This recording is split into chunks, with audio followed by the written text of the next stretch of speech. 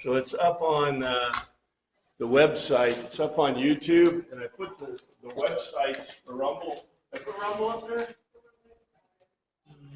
That's it. No, I put YouTube. You can find it on Rumble on Lionel Walford.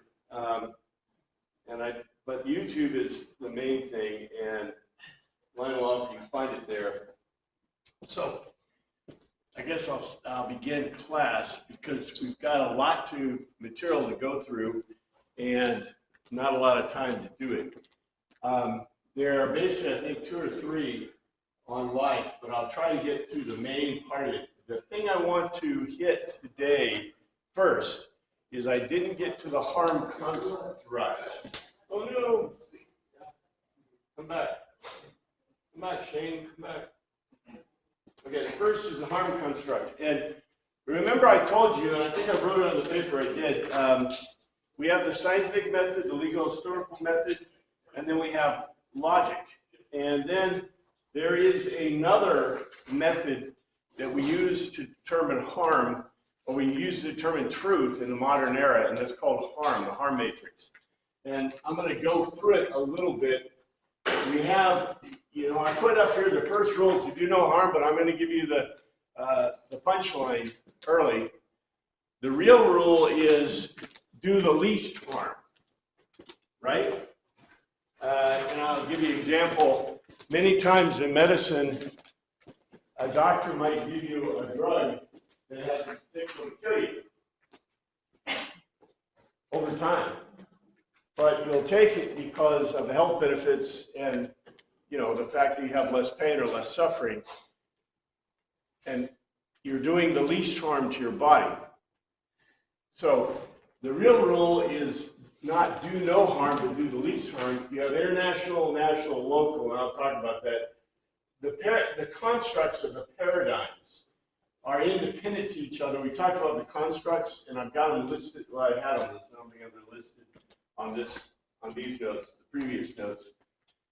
But here's some basic rules about these constructs. And I told you that the constructs of the paradigms, they really exist, and they really truly exist. We're going to go and look at these issues in terms of the constructs, in terms of the paradigms.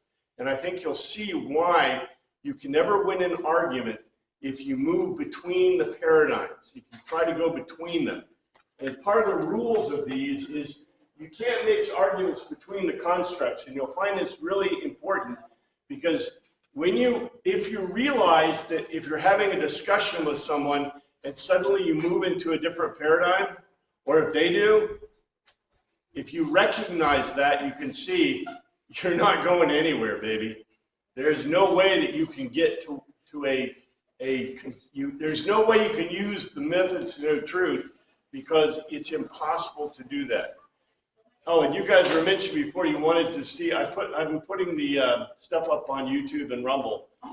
So the second one is up and alive. I'll put this one up this week too. Anyway, you have to handle each argument separately. Conclusions are never opinions.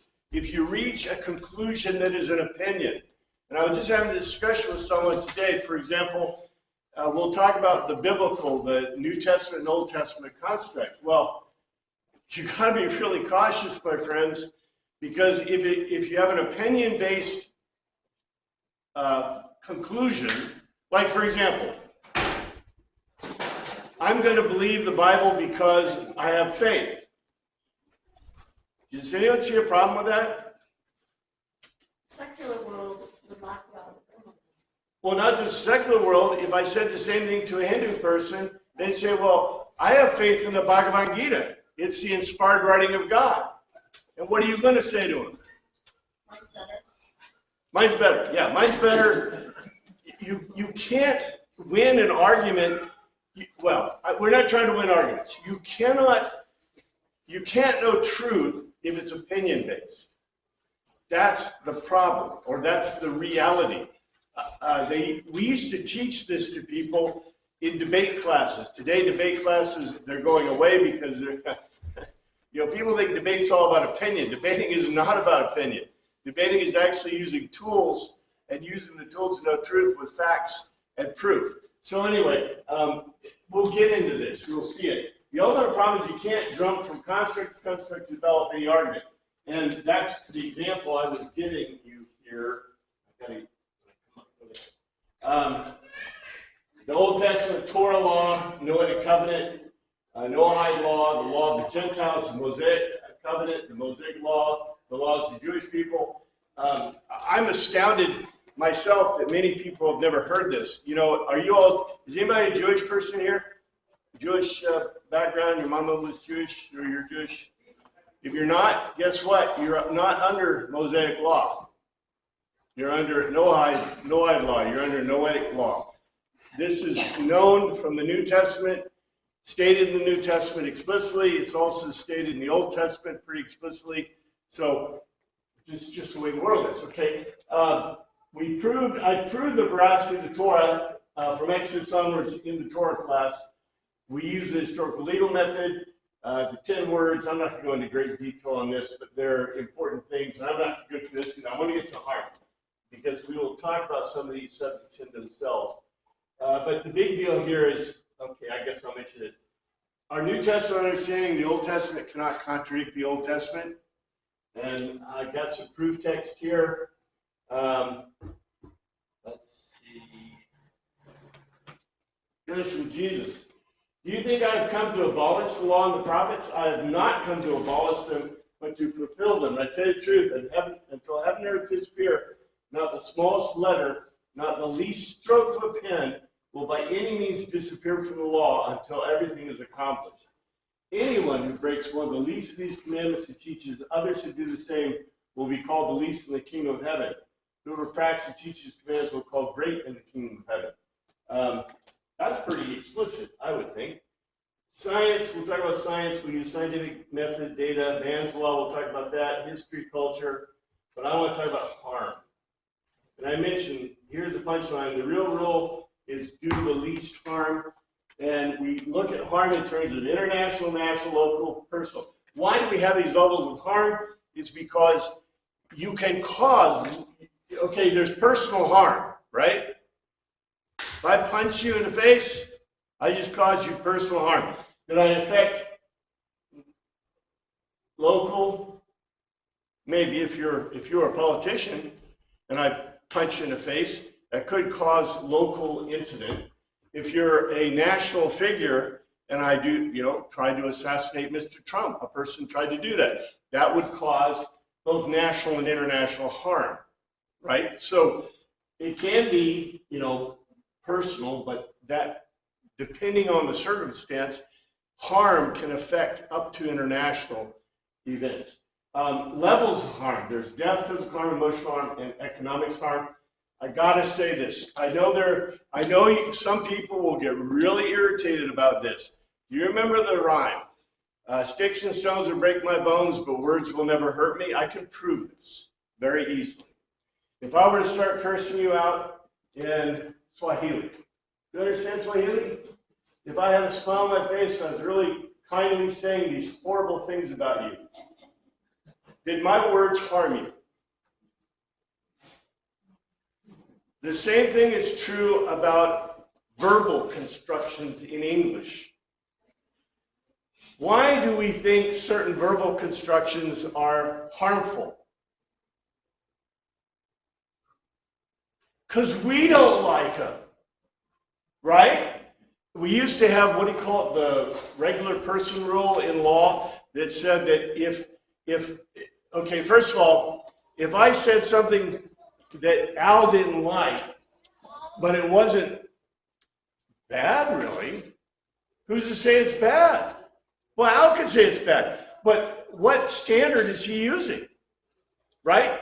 He didn't like the way I put my napkin on the table. He didn't like the way I said something to him. I was mean, even though I said, I love you, Al. I was mean because he didn't like what I said. Now, how does this go, right? You've got to understand that in a logic and reason-based culture, there's no way that words can hurt you. The only way words can hurt you is if you let them hurt you, right? So there's no basis for argument on the harm construct, because here, let's look at the harm construct. But Lionel, that's not reality in today's That is not reality in today's world. You could get fired for saying certain But today's things. world is what we would call irrational. And that's Cancel culture. part of the problem with being rational human beings. They used to teach people to be rational human beings. We used to teach children, sticks and stones will break my bones, and words will never hurt me.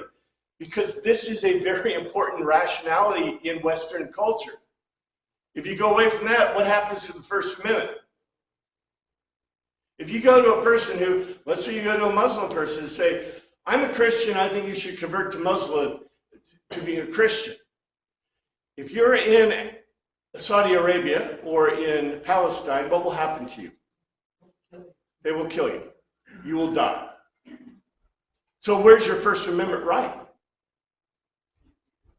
I'm just saying, okay, you've got to have rationality, and if you want to be a rational culture, like the Greeks, you got to have you got to be rational, you got to have logic and reasoning, and you got to base it on scientific method, legal historical method, and logic. If you don't, and we have the harm construct.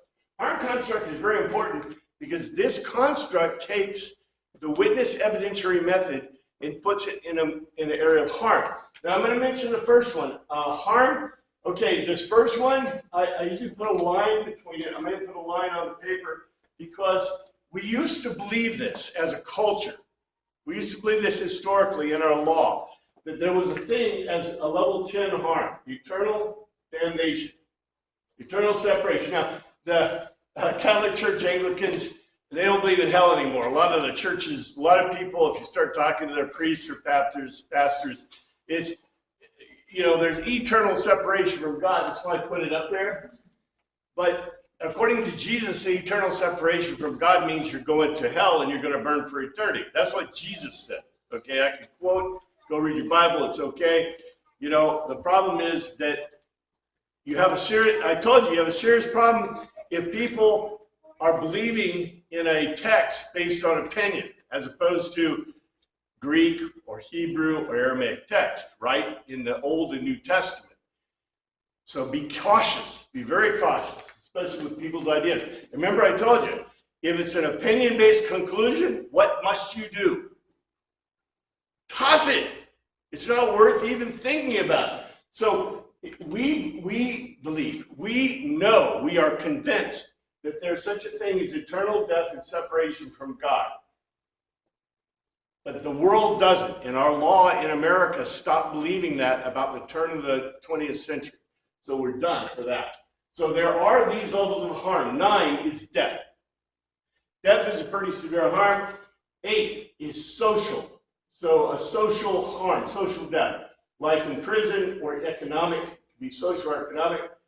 Conscription, if they take your property, it's what we call social or economic death.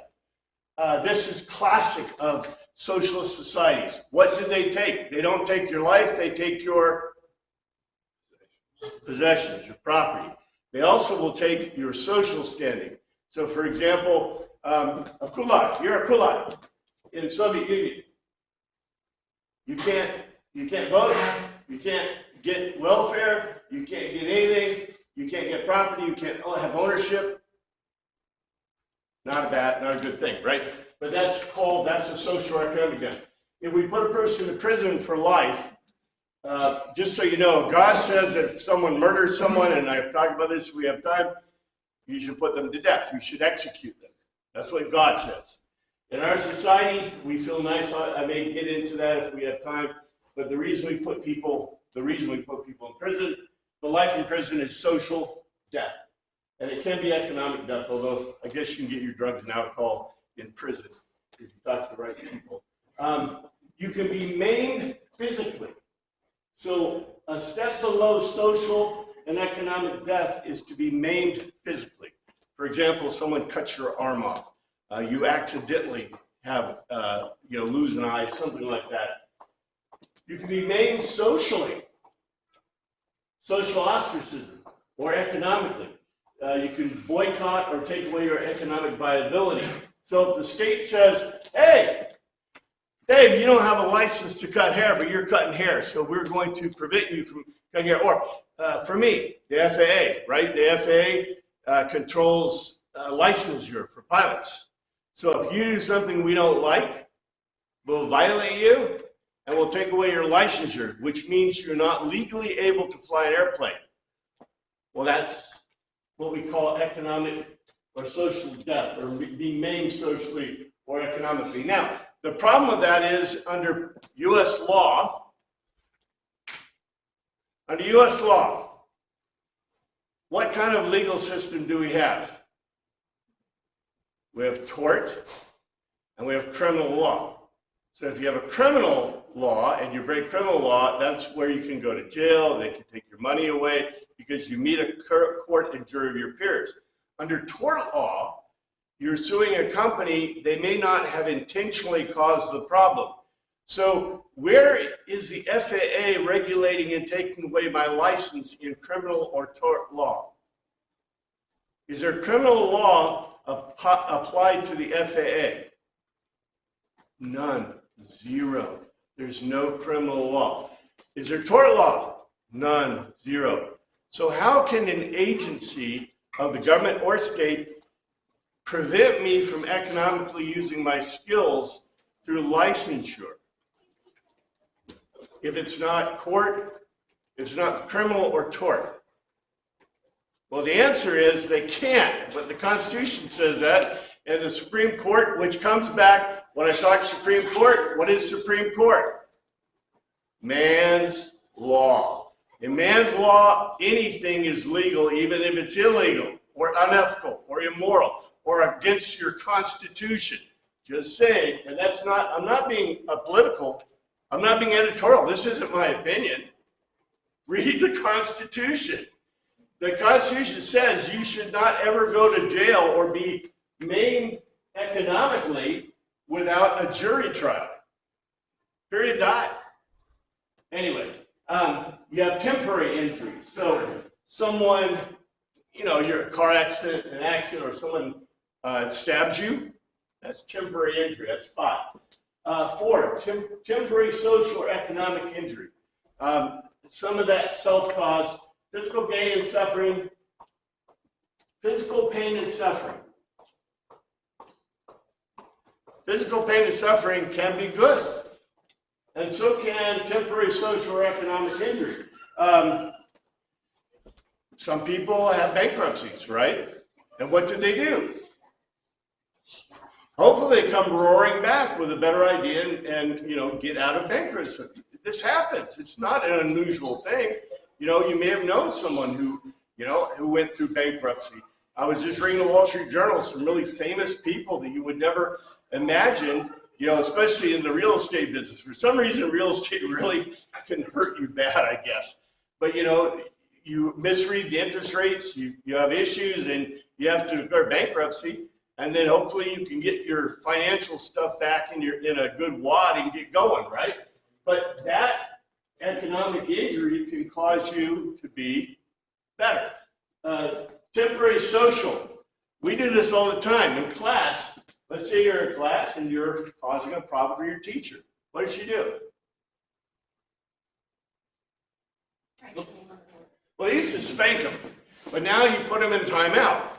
Putting you in timeout is temporary social injury because you can't, you're not supposed to be talking with your friends, but you get it. I mean, this can be good. Physical pain and suffering can be good because if you have physical pain and suffering, people do this all the time. Anybody exercise, run, jump, do weights? No pain, no gain, right? So a lot of people do that because what do they want? More fitness, stronger bodies. They physically put themselves through physical pain and suffering. You can also have social or an economic pain and suffering. And that can be good, right? If you're hungry, I love my father. He was a great guy. He lived in the Depression. He had no father himself because his father had died, probably from poisoning from the herbicides they were using back on the farms. And he was like 12 or 14. We never know the truth of the story, what age he was when his father died. But literally all he had was his mama had a 40-acre farm. that she sharecropped out. And guess who did the cotton picking? He and his sister and his brother. He said they were starving, they were hungry, they had a two-bedroom or two-room tar paper shack, and I've seen the tar paper shack with a floor that was dirt. That's where they lived for almost his whole life until he finally got out of the farm and went to the Air Force during World War II. He did everything. He lied on the paperwork. His mama didn't know, and he could fly airplanes before he had a driver's license, because I think he was like 16 or 17 when he went off to the military to fight, and he fibbed on the paperwork so that, because his mama wouldn't sign to let him go. He was the last one. Anyway, he was hungry. He didn't have shoes. He was suffering. That made him an incredibly resilient person. He swore that he would never let his family be like that in his whole life. So he worked really hard to make sure that didn't happen. So, that can be a really good thing. Mental pain and suffering makes you feel bad, but is there any real harm? What did Jesus say about mental pain and suffering? Should you worry about your clothing, worry about your food, worry about where stuff's happening? What did he say? He said, don't worry about it, because he knew mental pain and suffering was the one. Makes you feel bad, but is there any real harm? The harm comes from, yourself, really. And then there's imagined events or harm. You got to reject it, zero. Because you can only have real harm and category of harm. And this is where words come in. Because if I say terrible things to you, now, here's one that's very interesting. What if I say not words to you, but really bad things about you? Yeah, but where's that on the scale? Put up to the social exclusion.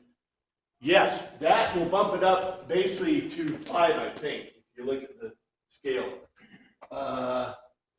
No, 4. Or 6. You main socially. If you ever wonder the difference between lying and telling false witness, in the Bible it says very explicitly, thou shalt not commit false witness. Because false witness can somebody put in jail or prison or even executed, right? If you lie about what happened to other people. On the other hand, if I say, hey, does my breath stink? And you go, no, it smells like poppies. It smells wonderful, just like roses. We call that a white lie. Did you hurt anything? Maybe you reached 1, but it's me, because then I'll go out and have bad breath in front of people. But I know I've just drank some coffee, so my breath's bad. So anyway, you see where we are with harm. Harm matrix is really good, because if you use it, and they do in a court of law, then you can evaluate some really important kind of ideas. Let's see. Some things that are labeled on our list can be good for you. Some harms in the individual are good for society, etc. For example, putting someone in prison, we hope, recidivism to prison by criminals is over 80%, so it doesn't work. We obviously don't have prisons that are bad enough, make people feel bad. But anyway, the point is that we hope for recidivism of 0, but the reason we put people in prison is so they will change, right? So therefore, some of these things on our harm list can be good for you. Whatever. You have direct and indirect harm, but we kind of touched that. But what I want to do is I want to go over to the life issues, because with the harm construct, we now, let's get life issues. I want to look at, life issues. I want to be able to use what we have now. So let's look at, we've already been through this, it's all good, harm, okay. It's not about opinion, and I'm going to go right into life issues. So here's life issues. We're going to use the tools, we're going to use constructs and paradigms, we're going to use logical arguments. So we're going to bound the problem. So we're going to have definitions. And what is life? Life before birth, life at conception, life at some point between, life at birth, etc. Life some point after birth, life at sentience. What is death? What is human? These are just general questions that everybody wants to know. Nowadays, people ask, what's a man, what's a woman? I'll talk about that too. This is easy. This is really easy stuff. The harder stuff is here, quality of life. Those are really opinion-based. And then we have what is harm in any of those. So here's some assumptions. This is where we're going to start. Everyone will die. Death is inevitable. Period. Done. That's the way the world is. Everyone will become sick. That's temporary injury. Most will be maimed in some respect. This is what really kind of should irritate you and me. You know, everyone to some degree is disabled. Everyone. Everyone. So what are you going to do about it? Some people get more rights because they're more disabled, and some have less rights because they're less disabled. Anybody hear of a book called The Breakfast of Champions by Kurt Vonnegut? You should read it. You got to read The Breakfast of Champions. In a future society, the people that were smart, they put noisemakers in their ears so they couldn't think. The people that were totally able, they put special things on their legs so they couldn't walk properly. They put special things. People were totally able because everyone needs to be equally disabled, right? Does this make sense to you? This is horrific, but this is where you're headed if you make special classes of people based on their disabilities. People are disabled because they're disabled. Everybody has some disability. Everyone. I can't run as fast as pick your favorite runner dude, right? I can't lift as much weight as the guy who can lift 400 pounds over his head with a single sweep, right? So can you? You're disabled if you can't. Anyway, it's very important to know this. So as you age, you will become sick and maimed until finally you experience death. This is just basic. This is assumptions that we make based on stuff. Now, let's talk about science. Let's go to the first construct, science construct. What is alive? What is alive? And what I want to do, number one, in science, what is alive? Remember back to your, grade school classes? How do I know it's alive? You remember? I know you don't. Most of us never go back and review in our brains all that stuff that we were taught, like set theory and things like that. This is like that. This is one of those things that they taught you back when you first started learning about biology, except we all forget it, right? The number one thing about how does life work is if it's alive, it has what we call cellular respiration. Cellular respiration means that it can take energy in. It basically produces, all living things with cellular respiration take in nutrients. They turn the nutrients, which are sugars, into carbon dioxide and water, and they excrete them. That's the way it works. And if you have cellular respiration, you are alive. Now, that's hard to understand on a low level. They also reproduce. They reproduce. So, is a virus alive? Do you remember these questions when you're in school? Is a virus alive? Yes, I used to teach them all the time. What, viruses?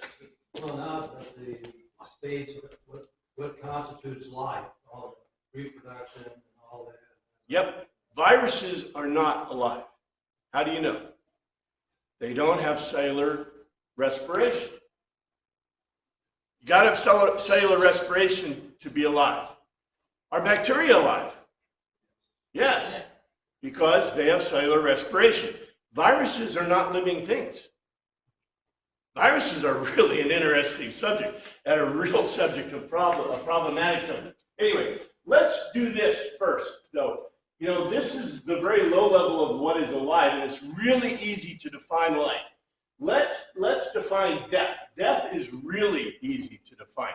Let's say you fall on the floor and you're not breathing. Are you dead? Yeah. You hope that no one says he's dead. Because if they do, he's dead. Because if you don't breathe for at least, 6 minutes or so, how about loss of pulse, circulation? You got about 6 minutes without breath, without oxygen to the brain's going to start getting problems. You're going to have early issues. But loss of breath and loss of pulse are not death. How about loss of mental activity or sentience? Sentience being able to think. There are a lot of people, we used to call them retarded people, we now call them, there are other names we use in society, which is we're trying to be kinder and gentler, but there are a lot of people that can't think very well. Very little IQ, not too bright, will have issues, or are like vegetables. Are they dead?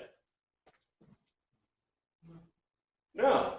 Now, we'll talk about this in terms of law in a little bit, but even loss of mental activity or sentience, as long as you're breathing and your pulse is going, you're still alive. You hope, right? There have actually been people that showed low mental activity and came out of their comas. They're not perfect, but 10 years in a coma can be really rough on you, but they can think. They can move, some of them. This is really amazing stuff. But we see that. What is the definition of death in science? Cellular death. That's the only definition of death in science.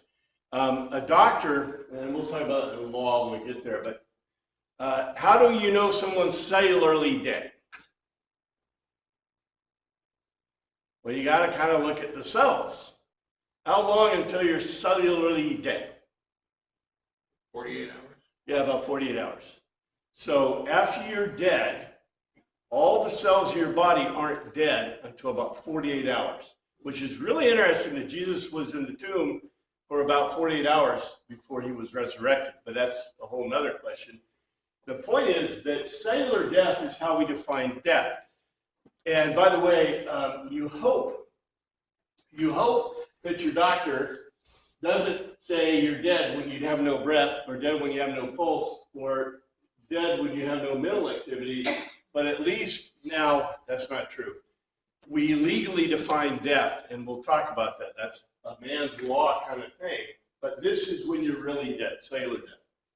Now it's really easy to define life. You can define life very simply because life must begin at cellular life. Has to, right? Cellular respiration. Death is when you have cellular death. So life is when you have cellular respiration. So when you have cellular respiration, the egg, the unfertilized egg, is not, by definition, a complete cell. It does not include enough chromosomes. It is not alive. It's like a virus. Isn't that interesting? A spermatozoa is like a virus. It shows some really interesting characteristics that are similar to life, but so do viruses. And it can move. Can it reproduce? Nope. Can it respire cellularly? Nope. But when you put them together, what do you get? You get life. It's a complete cell. So, by definition, life begins at conception. It has to. Let's think about eggs and sperm. We'll talk about this in law in a little bit. But then the question is, what is human? Now, we call humans Homo sapiens. What makes you human? By science, if you have 23 human chromosome pairs, now you can have extras. You really can't have lessers because you're not going to be alive. But you can have, there are people that have duplicate chromosome pairs. And that usually results in birth defects. Usually really bad ones. So if you're missing, you're probably dead I don't know of anyone missing chromosome pairs that is an alive being. I've never heard of that in science. But just so you know, if you got 23 chromosome pairs, you're human. So that's the normative DNA structure of human beings. It still allows for very large variations. And I'll throw this in too as a freebie. What makes you a male or female? X and Y. Well, part of the chromosome pairs is an XX or an XY. Now this is, I said you can have additional chromosome pairs. So it is very uncommon, but you can find birth defects where people have triple X's, an extra X chromosome. This is really, really rare, but it happens occasionally. However, how do I know if you're male or female? Males always have a Y chromosome. You cannot have male characteristics or be a male without a Y chromosome. However, if you have mixed chromosomes like X, and it doesn't matter what your physical genitalia look like, that's not a measure of your sexuality or who you are. That is, and by the way, it is extremely rare for anyone, I think it's impossible. It is probably impossible. If you have a Y chromosome, you're going to have male characteristics.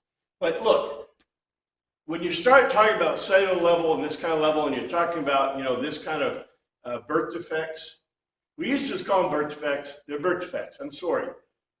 If you're missing, it doesn't matter if you're missing a chromosome pair, you're going to die. But if you're missing a part of a chromosome pair, there are all kinds of horrible things that can happen to you. And it's all caused by mitosis. And I'm not going through mitosis for you, but if you remember back when you were studying biology, when the gametes were made, they were made through mitosis in meiotic theory, and you have mixing of the pairs of chromosomes. And if you lose parts of the chromosomes, that is not good. It will cause birth defects. Now, luckily, in human beings, many times you get extra pairs or parts of the chromosome. I'm getting way too deep in this. Anyway, it is not a negative to have an extra X, although it usually is a birth defect and could cause you problems as a person. Your life expectancy is lower. There are other issues. But usually having extra chromosome pairs or having extra, especially chromosome legs, is a goodness, because it usually makes you less susceptible to variation, which is a positive in general. Anyway, we've defined life, we've defined death. This is science. This is all science. This is not disputable. This is absolute fact. There's no opinion based in this at all. Here's a question that is opinion-based. What is quality of life? Science can't answer this question because life is life. In other words, in science, if you're dead, you're dead. If you're alive, you're alive. This is a positive, at least, from a harm standpoint, right? Because death is a 9. Everything else is lower, right? So anyway, I think it's important to note this because people keep trying to talk about quality of life as if it's a science issue. It has nothing to do with science. What is health? I mentioned this. I guess I won't need to mention it again. But what is health? Health, if life is life, health is a normative condition of a human being. All are better or worse than the average. All. There's some average we can't even define, but you could say we are all in need of some degree of care, just like everyone has some degree of disability, right? Because you need to eat, drink, breathe, urinate, defecate, exercise, not exercise, okay, you're done, right? All are related directly to health. I'll point this out. One of the biggest indicators that you're going to die within a year, most doctors will tell you, you know what it is? Becoming dependent on a wheelchair or becoming dependent on mobile transportation like thing.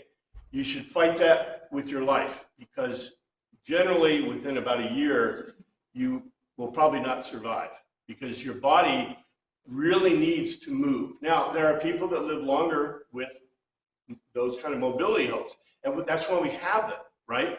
But they're temporary. If you make them permanent, isn't it interesting that Medicare wants to give you free scooters? Does that mean they want you to die? Actually, you'll save a lot of money if you do. So yeah, they probably do. But anyway, doctors know this. And most doctors, if you have a good doctor, they'll tell you this, because this is really important. All these are related directly to health. But science is not about value judgments. Therefore, science can't directly answer any of these questions about good or bad. So you got to look at a different construct. So I'm going to go right now to man's law. Man's law in the United States says that life begins at conception. And how do you know that? Have you ever read Roe v. Wade? I've read it, and it says explicitly that life begins at conception. So why did they allow them to abort children? What is in Roe v. Wade that allows them to abort children? If you read it, you know. They weren't interested in when life begins. It's defined in Roe. They said when the fetus is viable. When the fetus is viable. Now, I don't know if you can see it on the horizon. I can see it, artificial wombs, surrogates for wombs. When is true viability today? Earlier and earlier. Well, it's actually at zero, because I could take a fetus out of a woman, or I could take an IVF and place it into a woman, a surrogate, and I could have a baby later. Now, in the future, we probably will see artificial wombs, other things, which put the viability at zero. But they said in Roe v. Wade, what was it? First 3 months, right? So many weeks. They said that's viability, therefore we can kill anything. In other words, what were they looking at? Sentience. When is it sentient? When is it human? Now remember, I told you man's law can say anything. So under man's law, if it's in Nazi Germany, if it's Jewish, if you're Jewish, you're going to die because you don't have viability. If you go to Gaza today, and if you're a Jewish person or even maybe an American, you have zero viability. They will kill you. It's their law. Isn't that okay? Man's law is man's law. That's why I have a real problem with not the Constitution, but with the Supreme Court. Because what are they judging on? Man's law. And by the way, what should we all be following? But I tell you what, almost no church in America would even come close to God's law, because they don't like God's law. People don't like God's law because I told you, if it's in the Torah, it's God's law. God said, this is my law. So you're supposed to follow God's law. But we stopped following God's law a long time ago, baby. We don't believe it. And the New Testament says, what did Jesus say? Not a jot or a tittle. Oh, well. What did Jesus say to do with people that taught children something against the Torah? The millstone around their neck and throw them in the ocean. Yeah, which is execution. Yeah. Just saying. So people say, the Pope would stand up, the Pope would stand up and say, we shouldn't have the death penalty because God wouldn't want it. Wait a second, baby. What would God's law say to do to the old Pope? Millstone in the ocean. Let's see if you survive, baby. Just saying. Like I said, we're talking now. We're touching on the edge of New Testament, Old Testament, whatever. Death is. I told you, death by science is cellular death. However, the courts don't agree with science on this point. Death is defined by doctrine standards. Usually loss of mental activity, can be loss of gross body function. Where do you think those organ donations come from? I'm not against organ donations. I'm totally for them. But if you have cellular death, what happened to your organs? They're dead. They're no good. You can't use them even to eat. Don't eat them. Ugh. Just saying, you got to have a live cellular organ. So therefore, a doctor is going to define you as you're going to be alive when they take your organs. Matter of fact, they'll keep your body in respiration and your cells going until they can take your organs. I don't know what that feels like because you can't complain, but that's okay. I'm not against it at all. I'm totally for it. I'm just telling you this is the way the world is, okay? Hugh is human. This is a defining issue. A current views, a fetus is not fully human, a child is not fully human, a ward of the state is not fully human. Terry Schiavo, they put her to death basically by taking away food and water from her because she was, they said, even though she could walk, she could respirate, she could even say some words. They defined by law that she was a ward of the state, and therefore her husband could make decisions because he wanted to marry somebody else, by the way, and wanted to inherit her money and didn't want to use it all, so she's dead. When is a human a human? 23 chromosome pairs, right? So the minute I got a fetus, a child in the womb, it is human. And is it alive? Yes. Now, according to science, if I allow that child to be killed or kill that child, I have just committed murder. Okay? But man's law does not say that. So right now, the decision of the family is greater than that of the individual. I told you about harm. Who is a man and a woman? Very easy to find. It shows you. But this shows a real problem in man's law. Well, Lionel, here's another incredible situation that a lot of people don't realize. But you can go and find this article in the Wall Street Journal. It's back in January.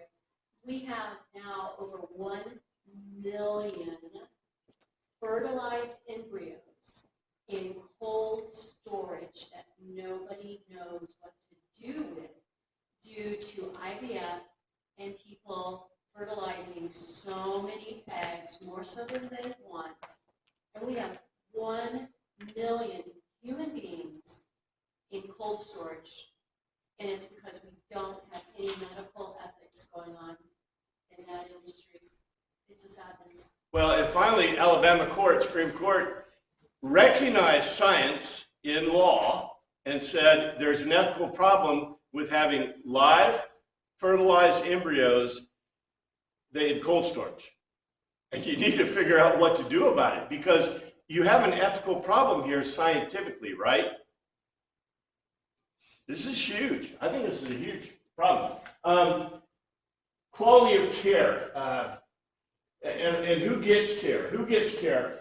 Oh, man, I really don't want to dig too deep in this, but who gets care in America is really a problem for us because you used to have charity hospitals and you used to have private hospitals, or charity was public hospitals and also charity-based hospitals, and then you had private hospitals.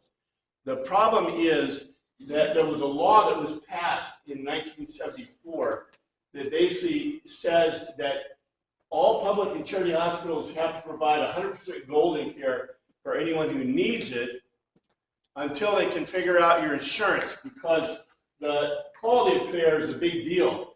In other words, if you have insurance, you have what's called negotiated care, which is not bad. It's not bad to have negotiated care. It's just negotiated care is what you sign as a contract, and you say, I'm paying this much for insurance, or the government is paying this much insurance, and you get this much care. By the way, which provider in America is most likely to not accept your, not give you care? In private, it's Blue Cross Blue Shield. They will do less than 1%. But in Medicare, up to 50% of care can be not allowed. So you should think about this. As a Wall Street Journal, I'm not just pulling stuff out of whatever. The reason is because Medicare is negotiated care for seniors. And by the way, if you die, You're no longer an expense. you're no longer an expense. That's the thing about socialized medicine. The thing I hate about medical, medicine that's socialized is if you die, that's a happiness. I can tell all kinds of real cool stories about that, but I won't. Anyway, the problem is if you have no insurance in America, you get the gold standard, which is dictated by government and civil law. There is right now an illegal alien who's been on respirators for 24 years because he came over illegally and had a medical issue, went to the emergency room, went into a coma, and therefore you're paying for this guy who's not an American citizen, who is a citizen of Mexico, for his care. And you'll be continuing to pay for it probably after he's long dead, because the golden care says, hey, you may not have CNITs, you may not have mental activity, but we're going to have to keep your blood spinning, and you're going, and you can't use it for donations because he couldn't put on a donation card. And it's illegal for you to take his body parts afterwards without his express permission. So just so you know, you can see examples. There are examples of this happening all the time. They try to really keep it quiet and secret. But anyway, because no one wants to pay for non-citizens necessarily to get the care that your children should be getting, right? Well, I think. Why should we'll talk about this when we talk about property, but why should my standard of living or my children's standard of living go down for people who are not citizens? But that's, we'll talk about it when we get to that point. History. Life begins various based on cultures. Many cultures have no understanding of conception per se. You know that, right? Conception is not a brand new idea, but forever and ever people thought that the woman determined whether it was a male or female. They didn't know about X, Y, and XX. Who determines? The male does, because all female eggs are XX. There are no XY female eggs. But all male gametes, all male sperm are either XY or XX. If the egg gets an XX from the male, they will become a female. If they get an XY, the child will be a male. This is the way it works. This is science, pure science. So many cultures had no idea. Most cultures protected children, especially those in the womb. They were viewed as future, as positive. The only difference is, and especially in survival cultures, the more starving and survival a culture is historically, usually the more they protected the children, especially in the womb. After the societies became more affluent, and you see this in Roman and Greek, what did they do when they had excess children they didn't want? They left them. Yeah, they left them in the Asclepions sometimes. And by the way, if they went to the Asclepions, they're lucky, especially after the Christian era, because what did the Christians do? Provided care. They provided care for those kids and fed them and took care of them. But if you were a kid in the Roman era and you were unwanted after your birth, and the reason is because they were more affluent, and you did not see the poor doing that, you saw the wealthy. But then what happens to the poor? What happens to the poor? Even in America, what happens to the poor? They copy the wealthy. And so that's what you have. You have a cultural-wide problem. And by the way, some wonder if reproduction was part of the problem that killed the Roman Empire. It's definitely going to kill us and Western civilization. You ain't have enough babies. You need more babies. Anyway, life began, let's see, perception of conception. You really can't look at history for an answer because it's almost fully one of science.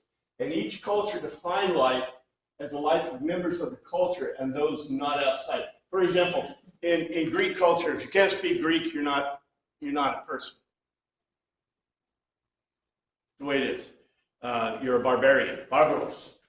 So each culture defined life and the life of the members, etc., because they didn't have science. And inside, outside degree are cultural constructs. When they talk about cultural constructs, don't you love it when they say that? They obviously aren't talking about science. There are no cultural constructs in science. There are cultural constructs in history and in cultures, but not in science. Not in science. Here's a big thing here. death in history is permanent. So murder has been viewed as a negative in every society and culture. Death is generally seen as a negative. Needs science to define death. Like I said, historical legal defines murder. The big deal is, in a lot of cultures, if you're not part of the culture, what are you? A target. If you ever read my book, The Second Mission, one of the biggest things that the protagonist helper worried about was that the protagonist would be killed because he wasn't Greek.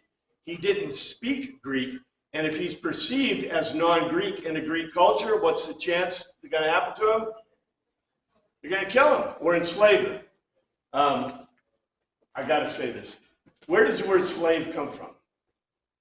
Slavic. Slav. Why? Because Slavs, according to the Romans, Greeks, and the black Africans, made the best slaves in the world. And there have been more white and Slavic people that have been slaves than ever were black people enslaved in America. According to Thomas Sowell, one of the greatest economic writers in America. So just to point that out, if somebody else wants reparations, I have some Slavic background, I give you my reparations too. And I'll go on tape. Sue them. Anyway. But see, this is man's law. So anything can be man's law. They can take all your property to give to others, right? So historically, it defines murder. Humanity, who is human, defined culturally. That's what I was mentioning to you. Who gets care? Historically defined. We talked about that. It's in law.